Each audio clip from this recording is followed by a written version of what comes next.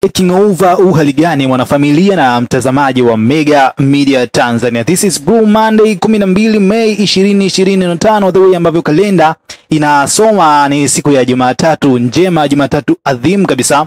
So siku ya leo, moja kati ya vitu ambavyo vilikuwa vinasubiriwa kwenye hii side ya entertainment ni kuhusu masuala makubwa mawili. Mengi yalisubiriwa, lakini haya makubwa mawili, swala la Ibra kuitwa Basata, sio Ibra tu lakini pia bosi wake Harmonize, wote waliitwa Basata siku ya jana. Waliambiwa kwamba leo saa 2 they must reach there. So pia issue ya Nay wa Mitego, mwanamuziki na mwanaharakati wa Bongo 255, by the way, naye alikuwa anasubiriwa zaidi kwa ajili ya kutoa ngoma ambayo Mange alipredict kwamba itakuwa ni ngoma ambayo ina support chama tawala. Bila shaka tunaelewa masuala ya vyama tawala na uhusiano wao ulivyo na hawa wasanii wa Kibongo. So Mange alidai kwamba Nay wa Mitego amepewa shilingi takriban milioni 150 kwa ajili ya kusupporti chama tawala. So mengi alikuwa akisubiriwa na mengi alikuwa akiongelewa kwenye mitandao ya kijamii, kwenye uwanja wa comment bana ulijaa kwamba inawezekanaje Nay, mwanaharakati, rais wa kitaa, rais wa wanyonge anavyojiita mwenyewe, so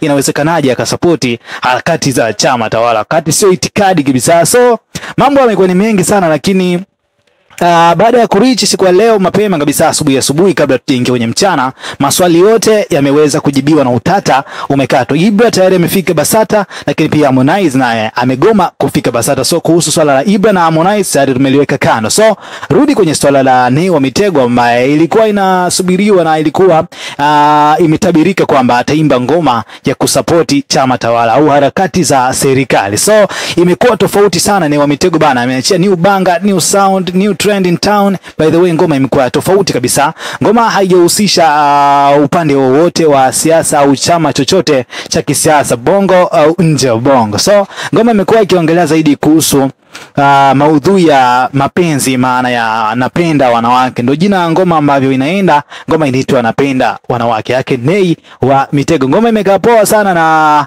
watu wamekuwa wamejaa sana kwenye comment, wameuliza je, hii ngoma ndo ambayo ililipiwa zile milioni 50 na serikali au mshikaji alipewa milioni 150? Amini alipewa milioni 150 then akazitia kwa kinywa, amini akazikula kabisa. So wengi wamekuwa kijiuliza maswali, lakini Nay mwenyewe aligoma kwamba hawezi kukubali kupewa hizo 150 hata kwa kula au kwa kufanya kazi. So Nay aligoma kabisa, lakini the end of the day this time around, Jumatatu masaa machache yaliyopita, ameweza kuitoa ngoma inaitwa Napenda Wanawake official audio. Nakwambia wanawake kwamba hakuna maisha bila wanawake. Yeye anapendaga wanawake, wanawake wamejaliwa kiutamu fulani. So by the way, au ni maneno yake Nay wa Mitego, is not on my own mouth by the way, au ni yake Nay wa Mitego, rais wa kitaa. Mengi sana amezungumza kwenye hii ngoma kuhusiana na mambo ya starehe na maudhui ya udhimsi za kimapenzi. So can't talk anymore. By the way, mimi nakuachia nafasi wewe ukaicheki hii official video ya ngoma hii hapa na uniambie, je, imekaeje? Au unadhani kwamba Nay wa Mitego amefanya haki kwa